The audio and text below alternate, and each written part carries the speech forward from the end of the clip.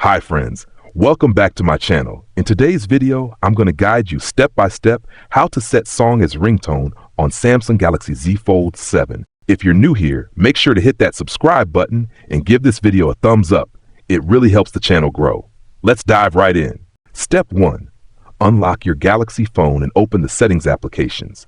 The Settings app is the control center of your phone, where you can manage important features such as Wi-Fi, apps, privacy, sounds, and much more. Step 2. Once the settings menu, scroll down slowly until you locate the sound and vibration. Tap on it to access all sound-related options. Next, select ringtone to open the list of available tones. Step 3. At the top right corner of the ringtone page, you'll notice a plus icon.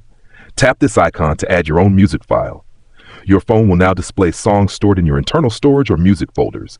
Step 4. Browse through the list and locate the song you want to use. Simply tap the song to highlight it, then hit Done at the top of the screen. Your chosen track is now set as your ringtone. If you found this tutorial helpful, don't forget to give it a thumbs up and subscribe to my channel for more great tips.